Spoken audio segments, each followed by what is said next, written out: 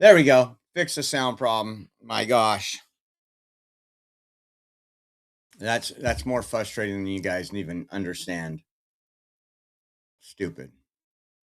But we will be covering that event with President Trump. It should be beginning any moment.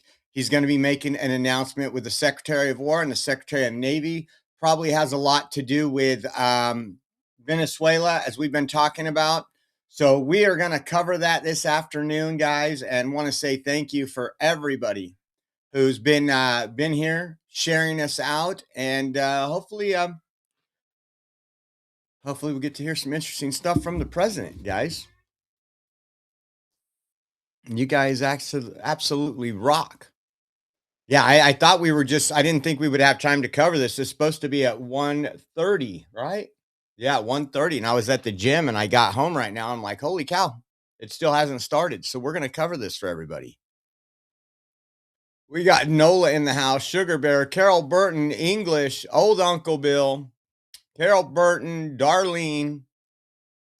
Who else is in here? Bug Thug, Deb V, MAGA Warriors.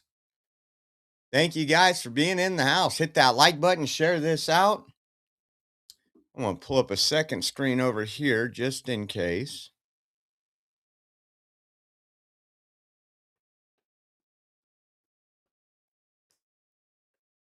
Sorry, I'm eating my lunch. This was not a regularly scheduled program right here. Now let's pull this up and see if we have cameras in there right now. Do this just in case it starts.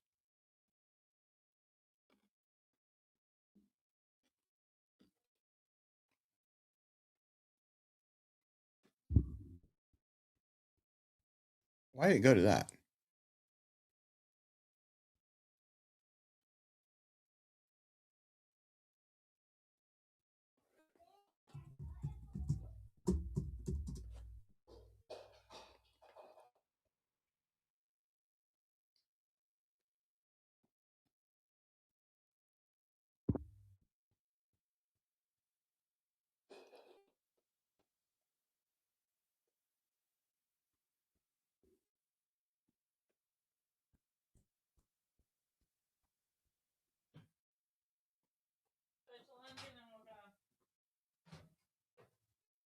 Okay, President Trump announces with War Secretary Pete Hegseth.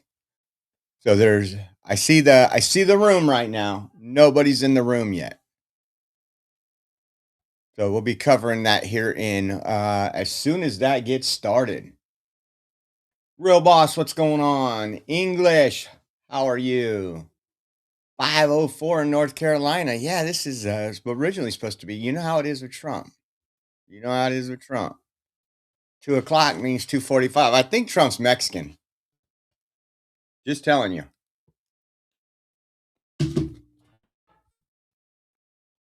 Mexican. He's on Mexican time.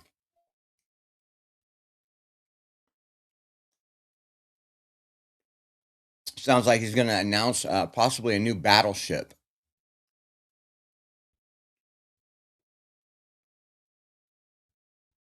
And we got the pictures there. We're just waiting for us to go live, guys.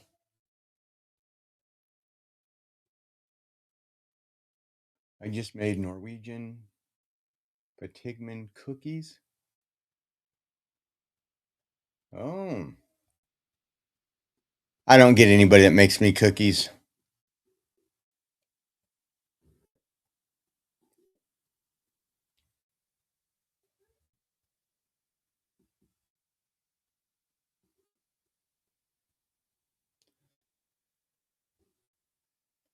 Tammy Jane, how are you doing?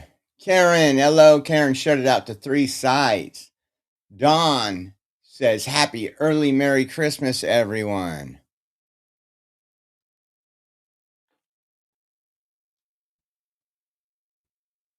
So, again, we are just waiting here.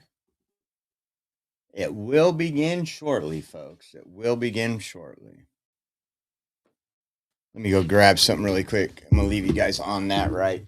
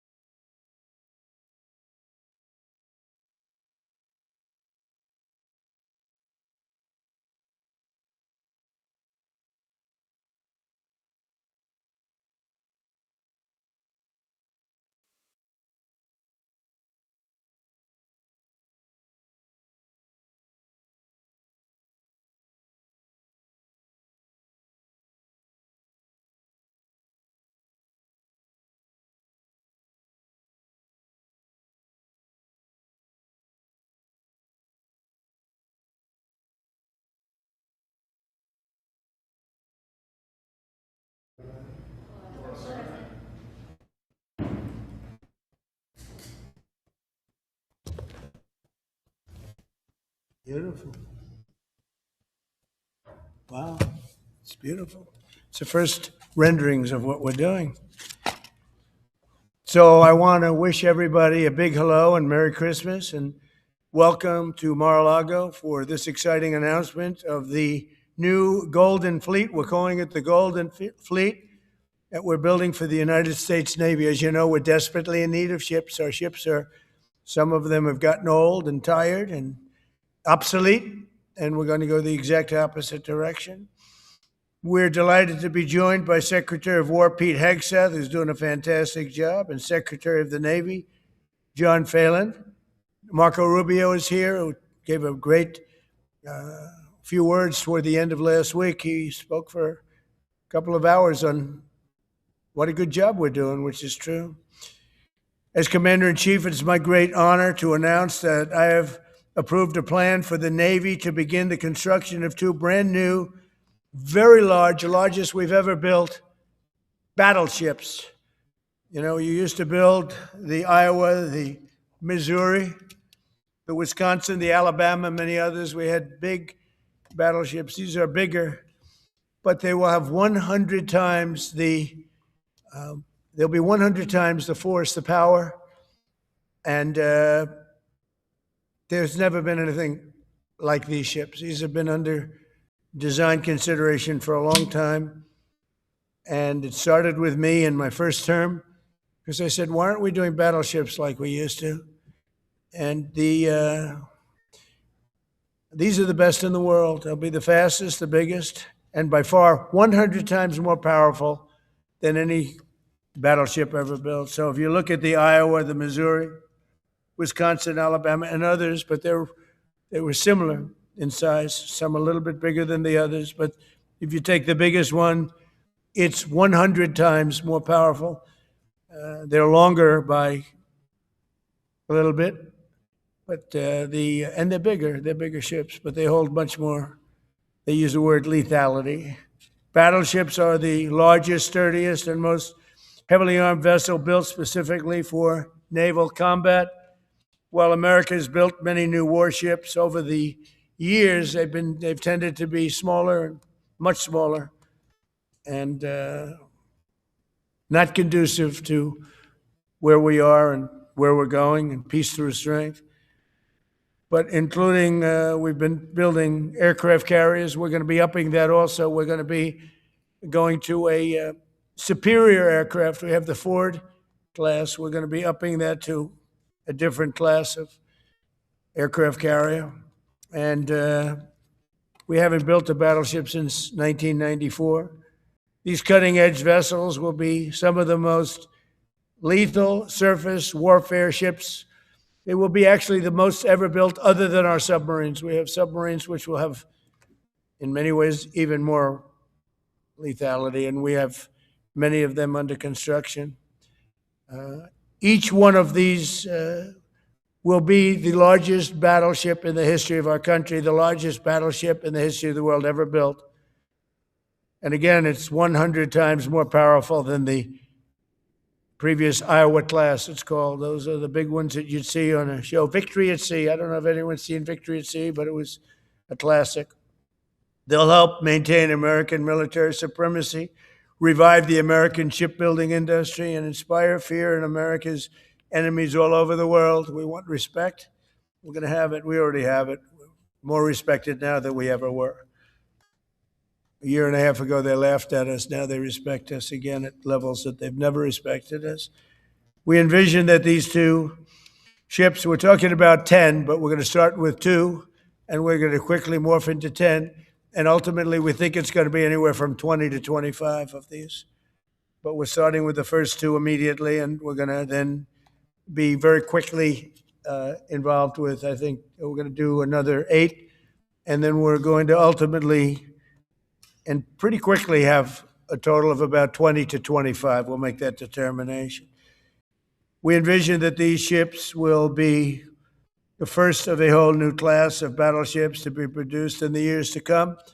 From Theodore Roosevelt, the Great White Fleet, you remember that, the Great White Fleet, to the legendary USS Missouri, whose massive guns helped win World War II. America's battleships have always been unmistakable symbols of national power. We stopped making them for whatever reason, I don't know. And I want to congratulate John Thalen, who is your secretary of the Navy. He came to me the first day we met. He talked about battleships, and I said, "You're absolutely on the right track." He said, "Why are we doing other things? We have missiles, which are much more expensive." By the way, these battleships have tremendous numbers of missiles, but they also have guns. And in many ways, guns can do the trick just as well as missiles at a tiny fraction of the cost. Once completed, these new 30 to 40,000 ton plus vessels will be the flagships of the American naval fleet, and there has never been anything built like them. And I just want to,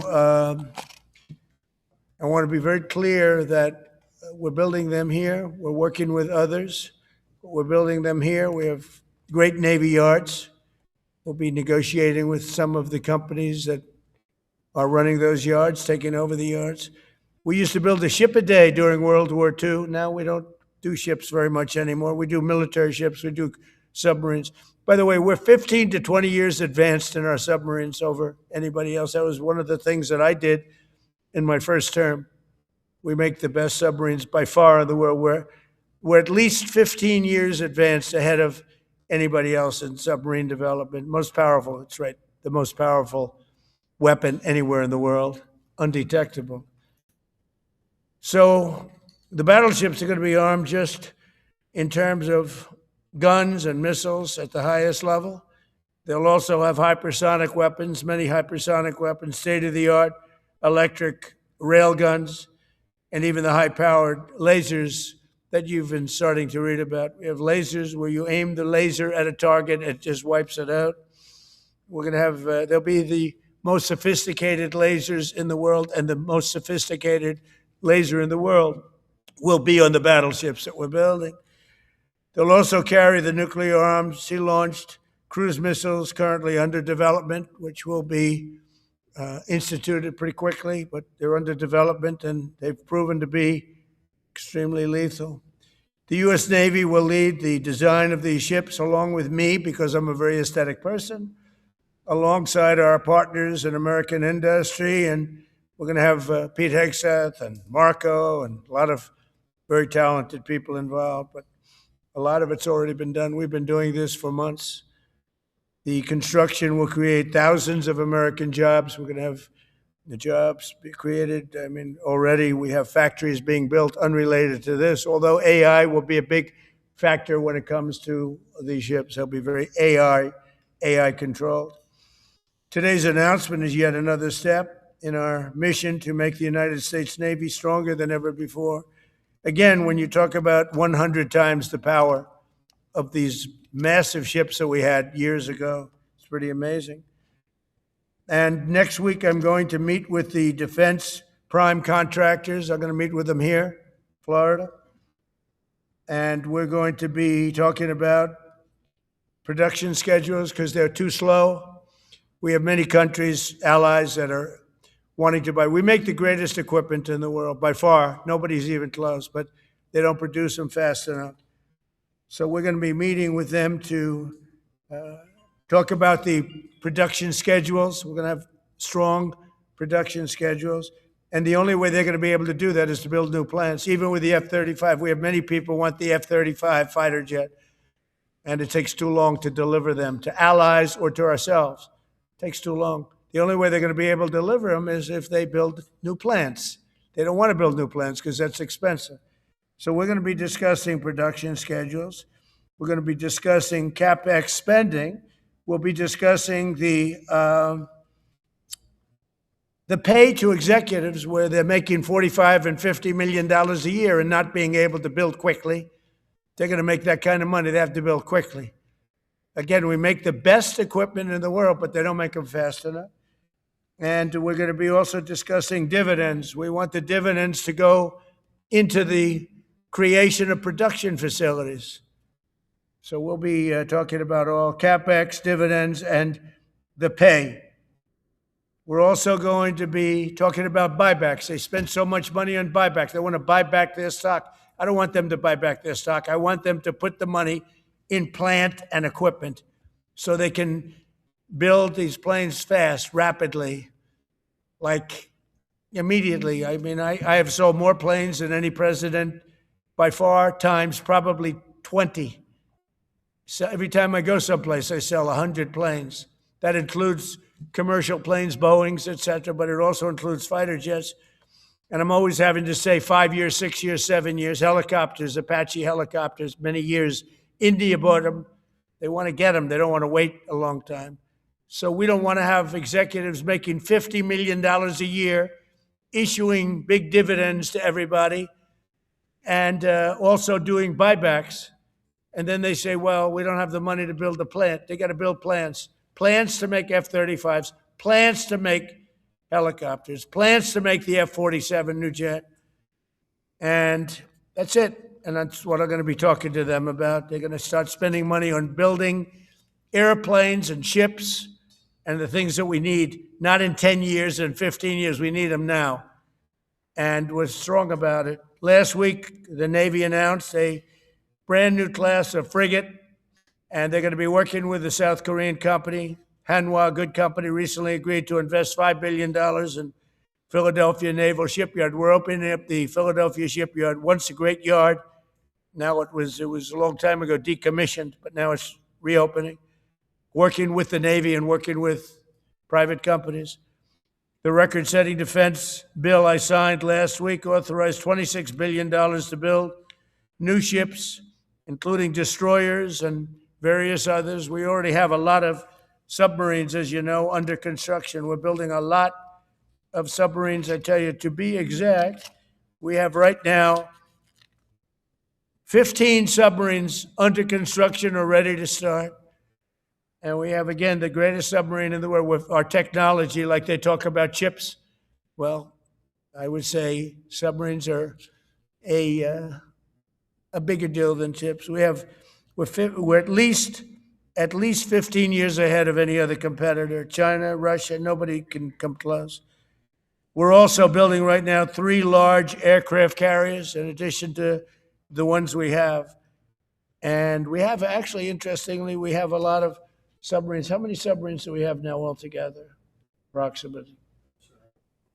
Huh? What? Over 30. We have over 30. But these are the super duper subs, and there's nothing like them. So we're going to be doing from 12 to 15 brand new submarines.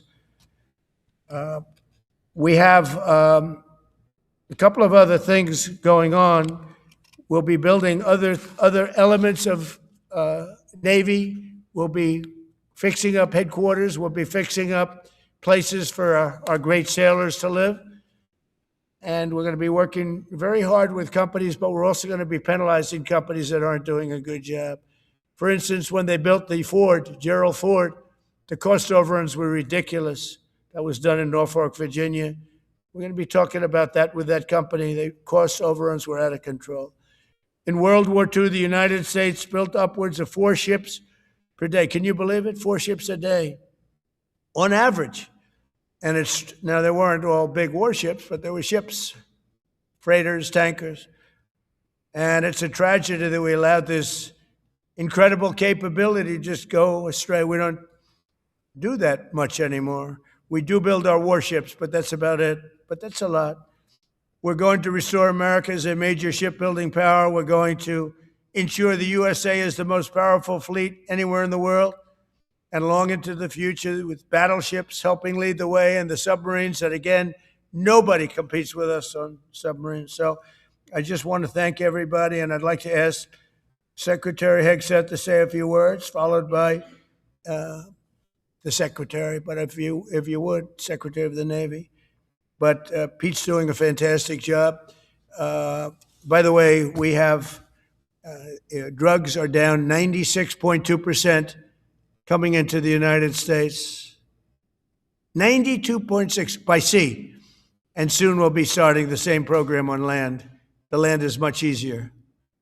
But every one of those boats that we knocked out, saved 25,000 lives. So we save 25,000 lives every time we knock out one of those boats with the drugs pouring in. And you just have to see it. I mean, people say, "Oh, gee, do you think it was really drugs?" Well, just take a look. Bags all over the place. That's not fishing equipment. There's no fishing rods on those boats. They move fast. When you see a boat with 4 engines or 5 engines on, going 40, 50 miles an hour, well, they get hit. We save 25,000 lives every single time we knock out a boat. And it's over 96% stopped by sea. We're trying to figure out who the other 4% are, frankly. And we're going to have the same success, but even quicker, because it's much easier on land. If they want to come by land, they're going to end up having a big problem. They're going to get blown to pieces because we don't want our people poisoned. 300,000 people died, probably last year, 300,000. A lot of people say it was 200. Somebody said last night, it was only 175,000 people. That's like 3 stadiums, big football stadiums filled up with people died. But I think the real number is 300,000. We're not going to have that anymore. So we're doing a great job, and we enjoy doing it. Our border is secure. Our country is strong. Trillions of dollars is coming into our country from other countries and companies. They're building factories and plants, including auto plants, all over the United States of America. Without tariffs, they wouldn't be doing anything, although they were very happy with the November 5th election. But it's only because they want to avoid paying tariffs that they're all coming in. And again, the biggest number was $3 trillion in history. That was China many years ago.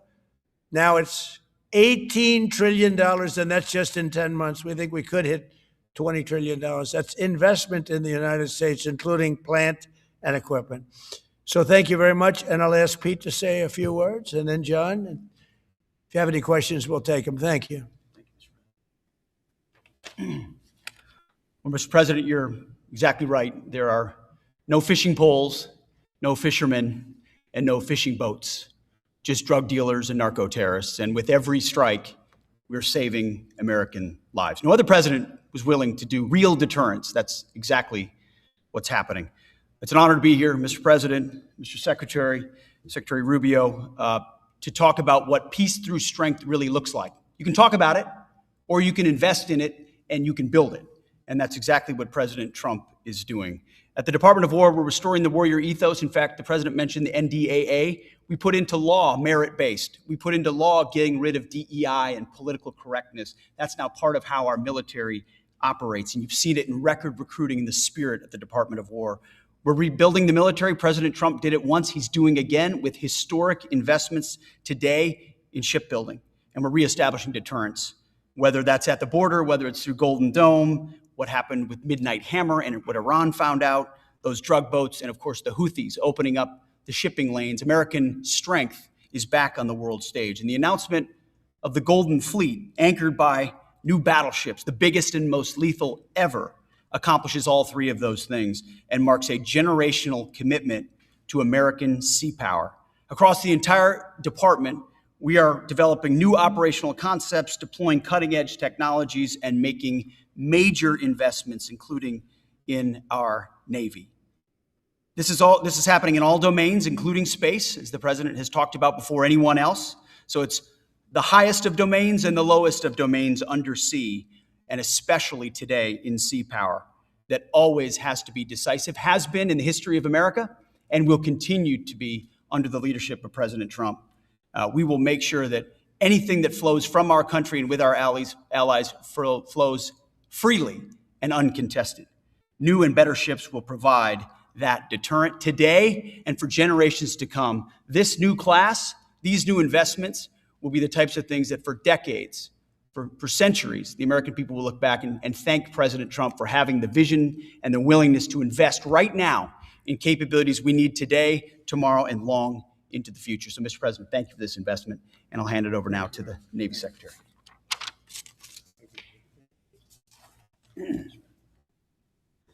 Mr. President, Secretary Hegseth, Secretary Rubio, thank you for being here on a very consequential day.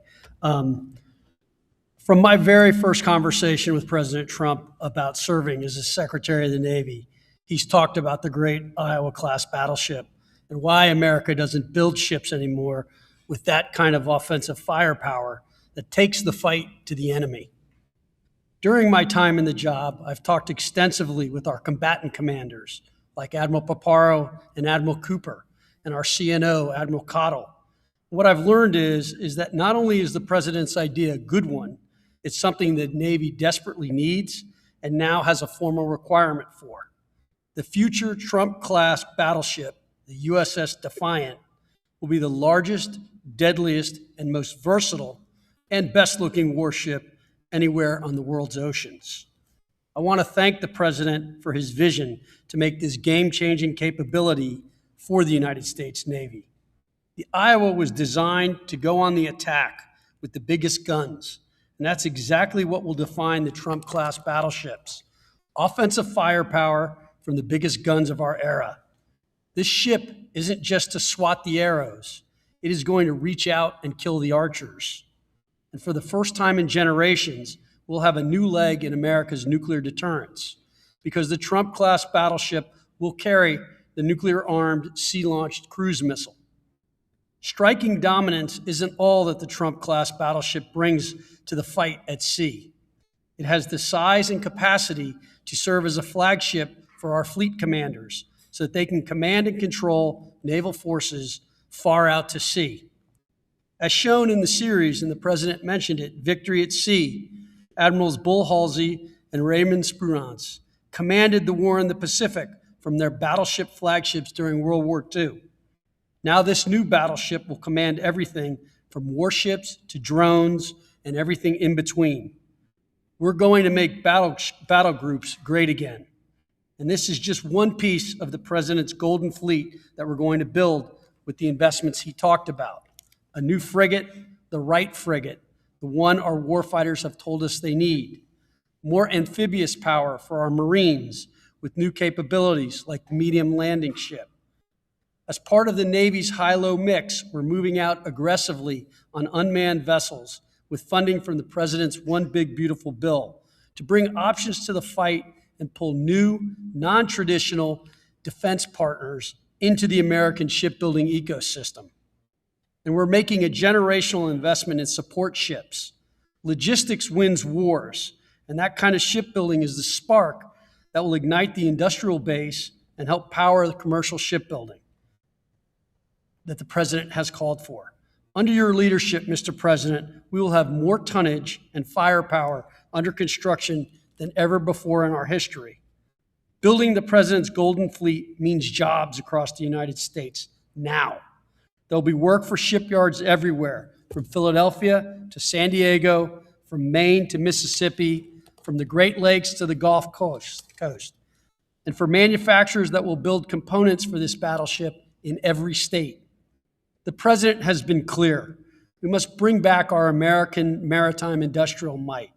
And he has told me many times that as Secretary of the Navy, it is my job to equip our sailors to win the fight at sea with the finest ships in our history. To conclude, the USS Defiant battleship will inspire awe and reverence for the American flag whenever it pulls into a foreign port. It will be a source of pride for every American when it brings home our brave sailors who will sail defiant, raise their fists, and say, "We are peace through strength." And our adversaries will know when the Trump-class USS Defiant appears on the horizon, American victory at sea is inevitable. Thank you, Mr. President. Now, when a conflict arises, you are going to ask not one, but two questions. Where are the carriers and where are the battleships? Thank you. I just want to mention that John Phelan is one of the most successful businessmen in the country, in our country. Been a tremendous success, and he wanted to do this, and for nothing. He's taken probably the largest salary cut in history, but he wanted to do it. He wants to rebuild our Navy, and you needed that kind of a brain to do it properly. So I just wanted to give you a little information on him, which is probably enough. One of the most successful men in the country, and he's that because he understands it, and he understands finance in addition to what we're talking about. Somebody who's doing a fantastic job is Marco Rubio, Secretary of State. And Marco, maybe say a few words, and then we'll answer some questions. Thank you. Thank you, Mr. President. And I don't have much to add. This is a phenomenal presentation. Thank you, Mr. President. This is American industrial power returning. This is the ability, once again, to rebuild, to have industry in the United States. This is generational in the change, not just in terms of applying American war power, increasing our ability to protect the seas. The U.S. Navy is the single biggest source of peace in the world of all of our forces because it gives us a global footprint. But it rebuilds American industrial capacity. The ability to make things again in our country has been critical to what the president's agenda has been all about, and this is a tangible reminder of it. And I know the country's grateful for it, and generations of Americans will be grateful for it. So thank you. Thank you, Marco. By the way, I think I'd just like to point out that these ships are made of steel as opposed to aluminum. It's a big difference, as you know. Battleships, the great battleships, had 6- and 7-inch steel hulls. And these are going to be likewise made out of very powerful steel. Our steel industry is coming back very strongly, by the way. It's coming back at record numbers. And we're going to be using them for the steel, but as opposed to an aluminum side, which in all fairness is not the same. So, John, we're going with all steel, I understand. And that's going to be something that people are surprised, more expensive, but not even comparable in terms of the importance and the strength. Yeah, please. What's your timetable for these first two ships, and do you see them as a Yeah, counter to we're China? going to start almost immediately, and we'll probably talking about 2.5 years. In terms of the mission, do you see it as a counter to China? It's a counter to everybody. It's not China. We get along great with China. I have a great relationship with President Xi, and not China. It's just everybody. You don't know who comes along. But we just wanted peace through strength. Hopefully we never have to use them. But there will never be anything built like these. Think of it. Those battleships are incredible. These have 100 times the power. Think of that. I mean, and they were big and they were powerful. You know, I thought about taking some that are in dry dock and changing them. And then when I said that, you know, if we did, would be about, we could increase, if we doubled them, they'd be at like just a tiny fraction of what one of these was. This is the new technology, which is incredible. So we decided pretty early on not to do that. Yeah, please. Mr. President, Julio Rosas with Most Peaceful Media. You just referenced the lower amount of illegal drugs that are coming by sea, and you just said that you're going to start that same program on land soon. Are you just referring to Venezuela, or are you referring No, to no, other anywhere. countries in Latin Anywhere America? drugs are pouring in, anywhere, not just Venezuela. Yes. Speaking of Venezuela, Yeah. oil. What are we going to do with the oil that we have? Going to do with what? The oil that has been seized. The United States seized 1.9 million barrels of oil on December 10th. We're going to keep it. We're Where- keeping it. Where's it? Are we going to sell it or We're put it in gonna the keep it. strategic Maybe oil we'll sell reserve? it. Maybe we'll keep it. Maybe we'll use it in the strategic reserves. We're keeping it. We're keeping the ships also. Yeah, please. I love the way he responds. About Venezuela, sir, have you spoken to American oil companies that have had their assets seized about what a post-Maduro Yes. Venezuela would mean for them, of what coming I have. back and restarting All of operations? the big ones. Yeah, I have. Yeah, please. Why do you feel like this initiative was neglected for so many years? And does this come amidst the rising tensions between the U.S. and Venezuela? We're talking about with Venezuela. Yes. Well, you had a different kind of a president before me. They didn't mind being ripped off. They didn't mind being robbed. They didn't mind drugs pouring into our country. They didn't mind the jails of Venezuela and Trinidad and Tobago being emptied into the U.S., where they take over Colorado and other places. I do mind. So you had a different kind of a president. I hope people are enjoying it because we've never been respected more than we are now. Yeah, please. Thank you. Thank you, Mr. President. Were you surprised by the number of photos of Bill Clinton in the Epstein files? And can you commit to their By full? what?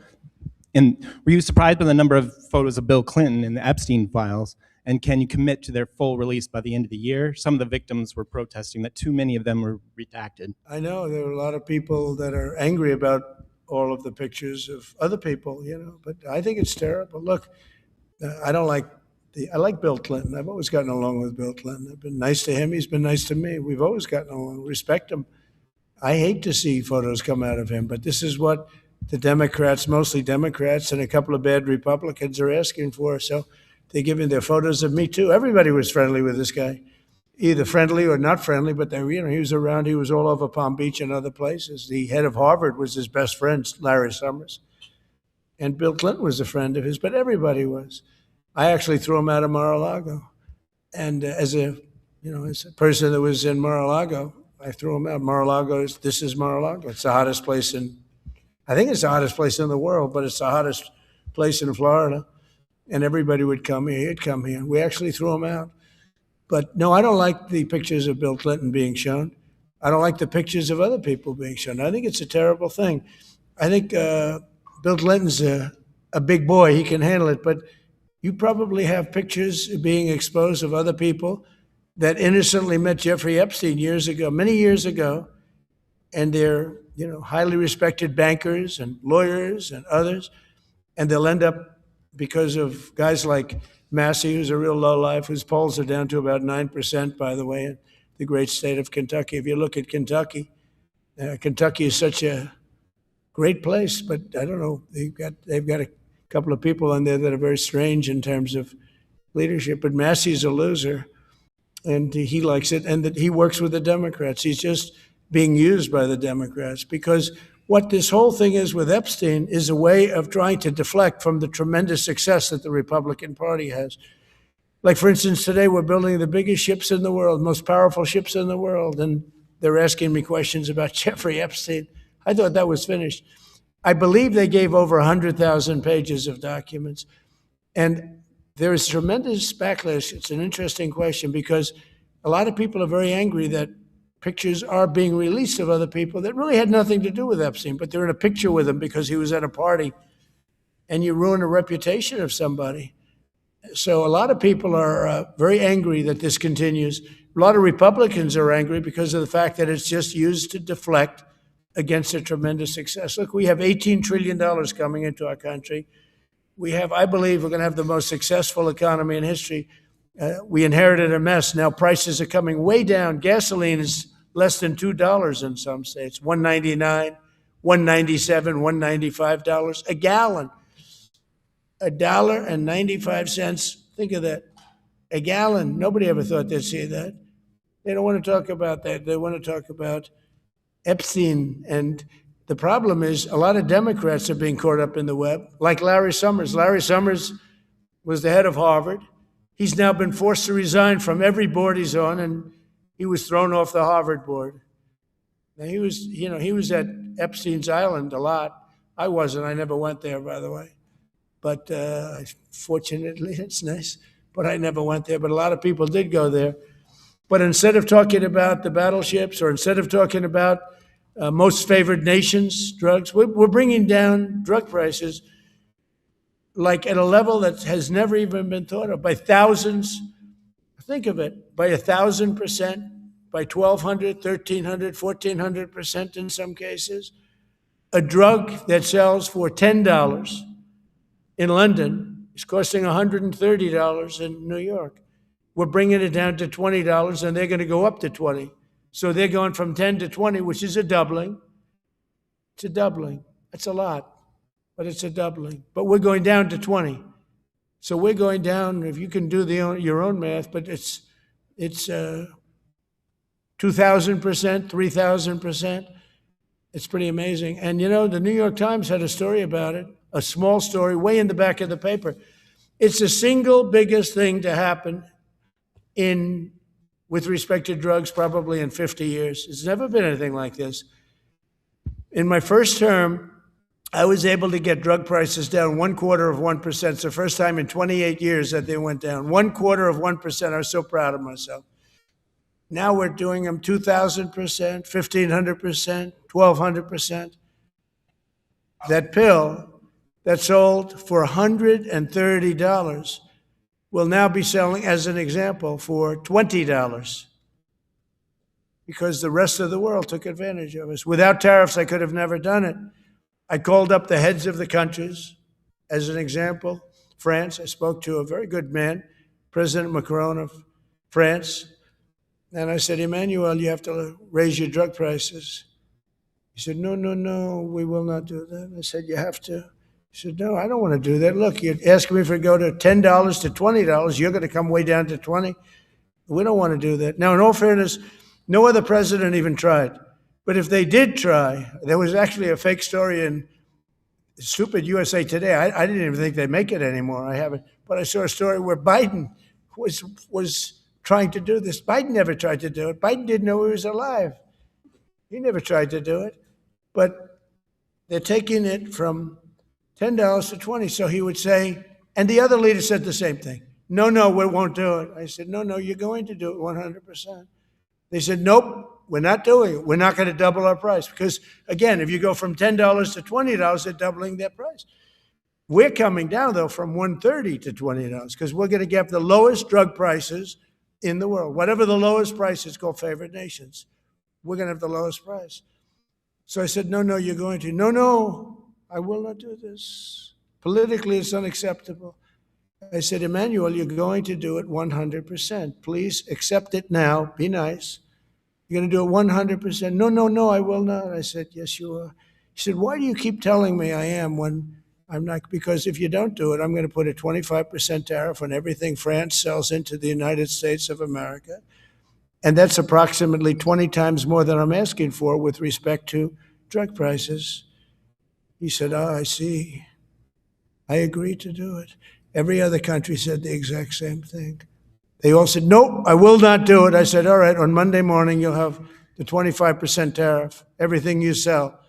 In the case of France, it was wine, champagne, cars, everything they sell.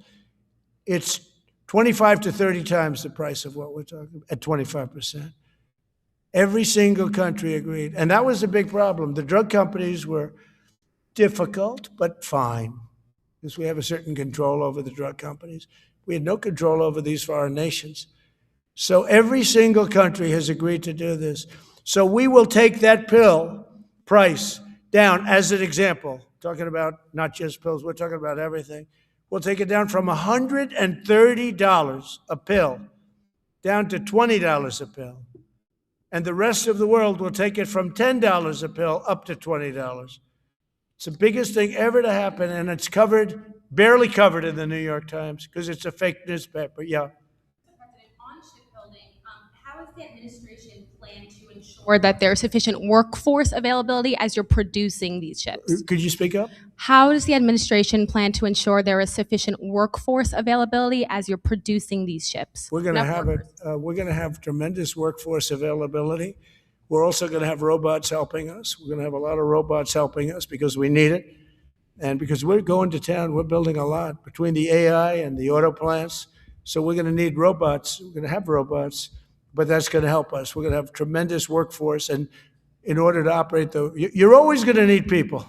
You know, you could have robots, but you're going to have to get somebody to start those robots, and you're going to have to improve the robots. But we're going to have robotic factories plus manpower. So we're going to have enough. We're going to need the help of robots and other forms of, I guess you could say, employment.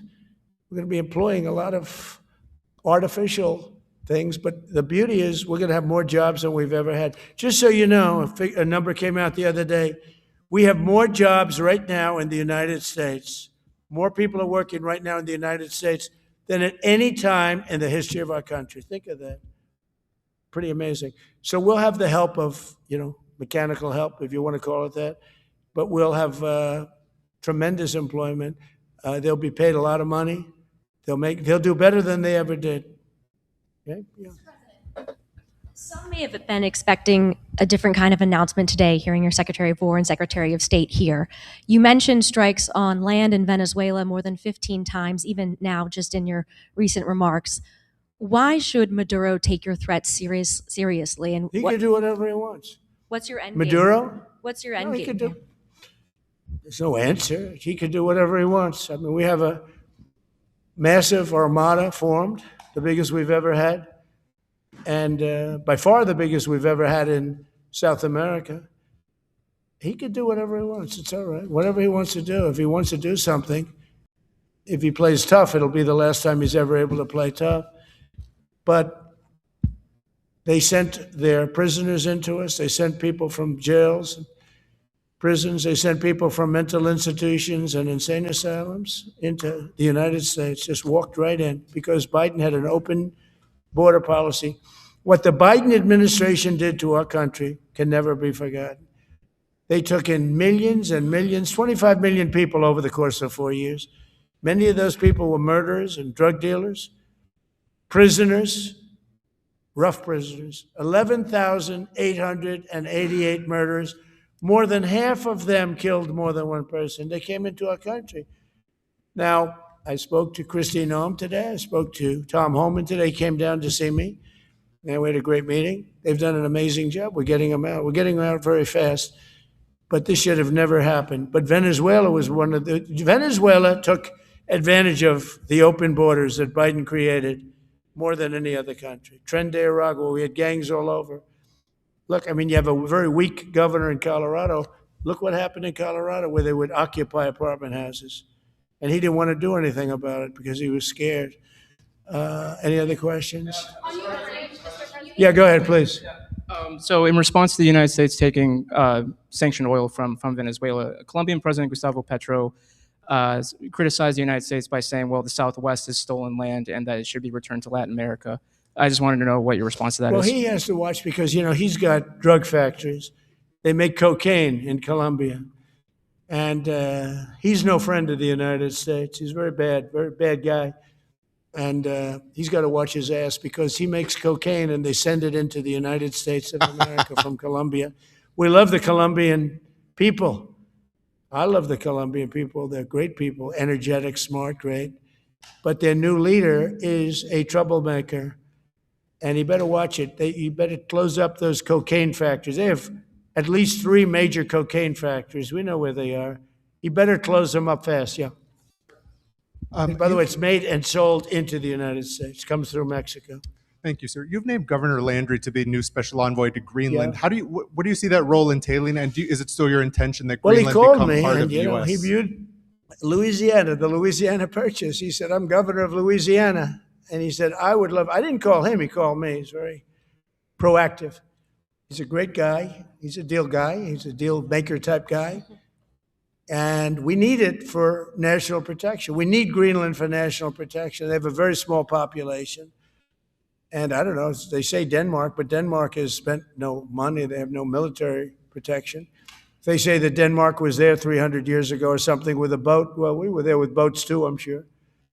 So we'll have to work it all out. But he felt very strongly, we need it for we need Greenland for national security. Not for minerals. We have so many sites for minerals and oil and everything. We have more oil than any other country in the world. We need Greenland for national security. And if you take a look at Greenland, you look up and down the coast, you have Russian and Chinese ships all over the place. We need it for national security. We have to have it. And he wanted to lead the charge. So we're making him, Marco, today, a special envoy to Greenland. Greenland's a big deal. Yeah. On the talks that took place this past weekend, and could a trilateral discussion of sort be the next step for Ukrainian, U.S., and Russian delegations? So the talks on Ukraine, Russia are going along. They lost, as you know, 27,000 soldiers last month, mostly soldiers, some people in Kiev, etc., but mostly soldiers. And the talks are going along. And I say that, you know, there's tremendous hatred between these two leaders, between President Putin, President Zelensky, tremendous hatred.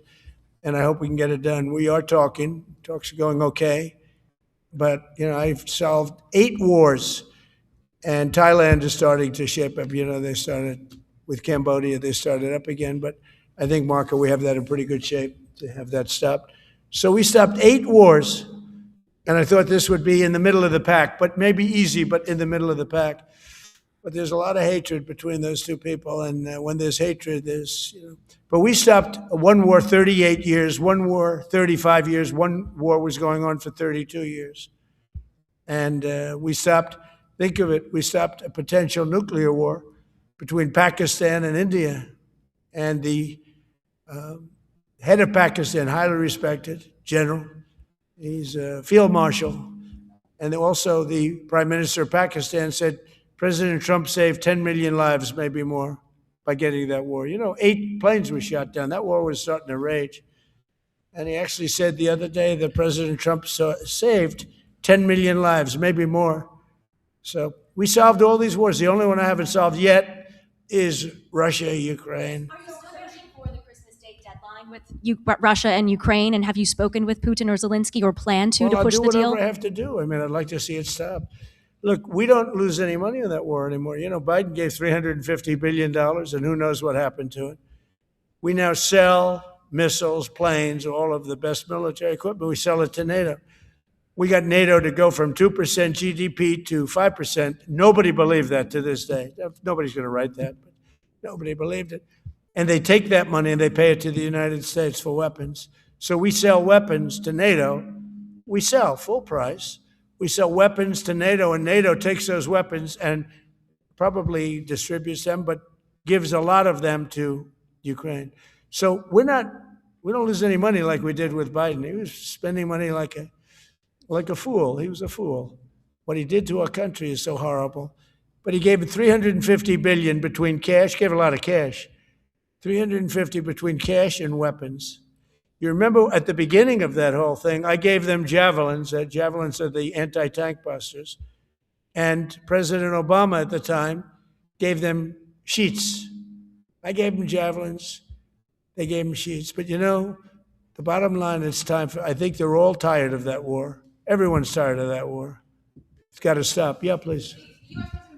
Pursuit of a sanctioned oil tanker yesterday. Are you able to share what became of that tanker? Was the U.S. able to seize No, it? it's moving along, and we'll end up getting it. Yeah, we're actually pursuing it. Can you imagine? Because it came from the wrong location. It came out of Venezuela, and it was sanctioned. Yeah, please. Goal in Venezuela to force Maduro from power. Well, I think it probably would. I can't tell that. That's up to him, what he wants to do. I think it would be smart for him to do that. But again, we're going to find out. Look, Venezuela did terrible things to the United States. They sent hundreds of thousands of people, millions of people into our open border. They sent their criminals. They sent their prisoners. They sent their drug dealers. They sent their mentally insane and incompetent people into our country more than any other country. Others did too. The Congo did. Others did too. And we just let them come right in because we were run by a stupid president. But you don't have a stupid president anymore. Mr. President, have you set up the meeting with the healthcare insurers just yet? And what are you hoping to get? How I'll are be you setting hoping it to up. lower I think we're costs? going to meet with the healthcare insurers, the insurance companies. So what I'm asking for in healthcare is very simple. Obamacare is a disaster. I call it the Unaffordable Care Act. Unaffordable as opposed to, it's unaffordable. They're going to have a tremendous increase in premiums, which is Obamacare, which is them, the Democrats' fault. They'll try and blame Republicans. It has nothing to do with us. It's the Democrats' fault. What I want to do is we spend hundreds of billions of dollars a year that go to insurance companies. I want that money to go to the people and let the people buy their own health care. And everybody loves it. It's become our issue. Now, before I do that, I'll meet with the insurance companies, just as I met with the drug companies. As you know, we're meeting with 4 other drug companies, Johnson & Johnson, but they've all agreed. We're meeting with them this week. It's coming. It'll be a similar meeting. They've all agreed. But nobody would have thought the drug companies were going to do what they did, where they're giving away free drugs. And they've been so great, okay? And we have most favored nations. Nobody thought that was possible. I don't think any other president ever tried to get it because they never thought they could. But with respect to the insurance companies, I want to meet. There's essentially 14 of them, 10 big, but there's a total of 14 pretty much, pretty big. And I want to meet with them, and I want to say, I want you to cut your rates way down, way down. And maybe if they do that, we'll be able to not cut them out. We'll be able to continue to deal with them, which is probably a little easier process. I think the best process is pay the money directly to the people, let them buy their own health care. But I'm going to meet with them the first week back. I do it now, but they're trying to come up with a schedule. They want to meet badly, they've told me, but they want to come up with a schedule. I said, make it a good schedule. Your rates have to come way down. We're also going to meet with other insurance companies because under Biden, the insurance rates have gone through the roof. Auto insurance, home insurance. I mean, insurance companies are making far more than they're entitled to make. So we're going to be doing that. But just in the meantime, we'll be meeting with the insurance companies in the first week, the first few days back, in Washington because they're trying to come up with a proposal that will satisfy me. Thank you very much, everybody. Appreciate it. I hope you're going to enjoy the battleships. They're going to be beautiful. Thank you. And have a great Christmas if I don't speak to you. Thank you very much. Thank you very much. I just love sometimes the way he just, you can tell when he was talking about Colombia, he was like, FAFO. They're manufacturing cocaine. It's getting been shipped into Mexico and brought across our border. You better be careful what he says. So again, he came out talking about a new class of some Navy ships and going to be building those. Again, anything that we could do, peace through strength, literally world dominance through strength.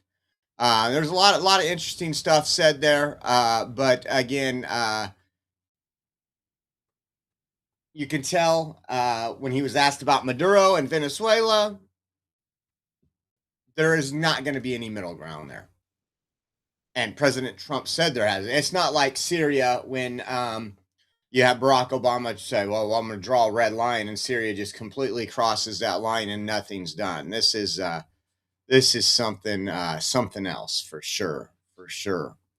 Let me see. I was going to see something really quick. Let's see if he was also asked about the Epstein files. And I'm going to paraphrase here. And I think this is one of the reasons why he hates what the Democrats is doing is there's going to be a lot of people. He didn't badmouth Bill Clinton. He didn't try to throw him under the bus. More so, he probably did with Larry Summers, right? Oh, Larry Summers had to give up his position on all these boards. He had to resign. He'd been to Epstein Island quite a few times. Luckily for me, I haven't been there. But I think that was some of the releasing is we see a photo of Trump with some Hawaiian Tropic girls, right? Let me just pull this up really quick because I do want to. Where are we at right here? Breaking. New dramatic video shows the moment a Ferrari crashes. Oh, that's a different one. Let me see here. And then I want to.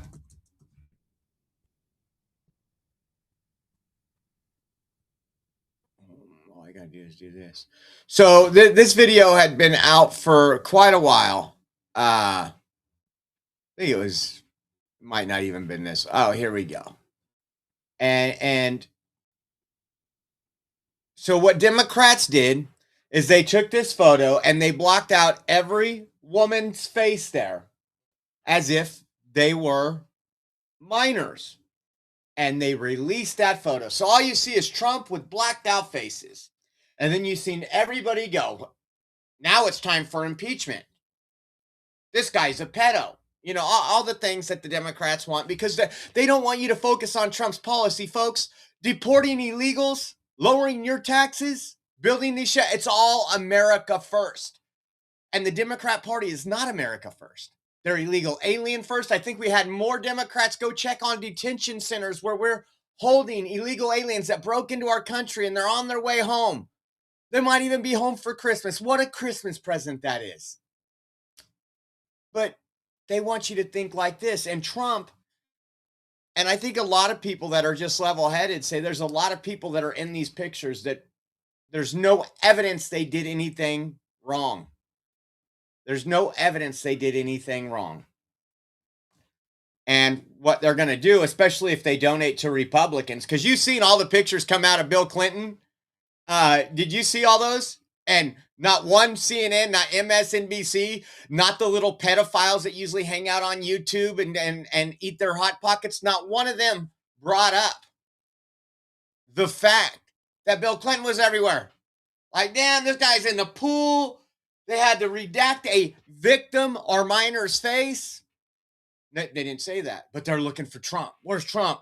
They're going through thousands of photos looking for Trump, and they can't even find anything.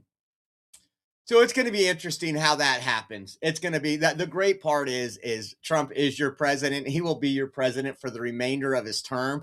And that makes the real pedophiles, the little chit chatters that won't meet us out in the street, on the street when we're traveling, but they'll be keyboard warriors. That makes them lose a little sleep every night. And I love it. I love it. So good, great, epic speech. I'm going to try something right here. I don't know if we'll do another show today. I think we might. I think if I get off now, I think we might be able to cover some of the stuff, or should I just save it for tomorrow? I do want to try something, though. I got an email back from Rumble on the raids. How long have we been live? Hour and 5? Yeah. So he's live. Let me do this.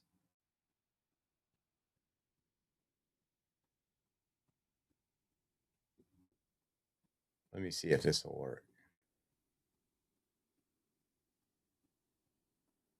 I think I got to do it. Let me do this. And I want to thank you to everybody that gives subscriptions, donates, and everything else. You guys absolutely rock. You guys make it possible so we don't have to be in our basement eating Hot Pockets. Let's go to our channel right here. I want to see if something works. That's all my content. There we go. I'm going to do it right here. Let's see. Looks like it's going to work.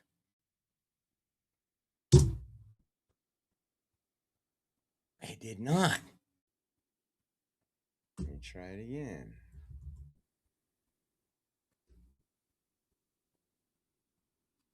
It's even telling me it's going to raid another channel.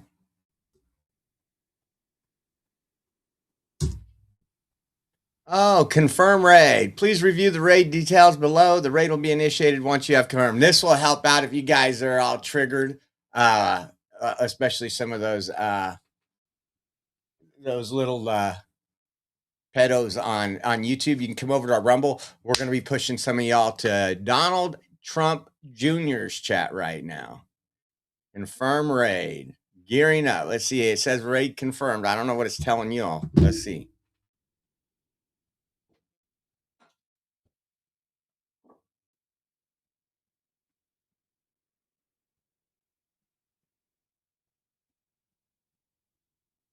Oh, there it is.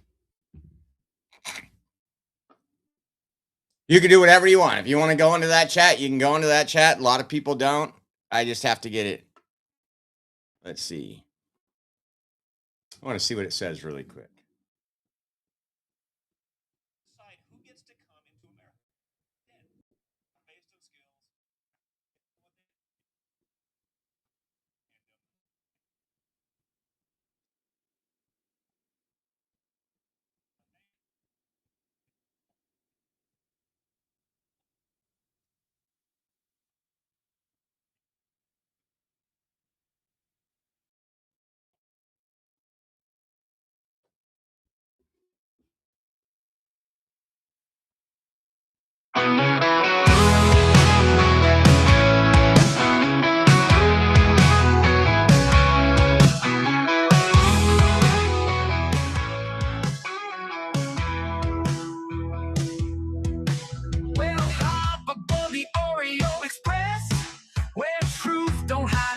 Second guess, unapologetic, we're bold and we're loud.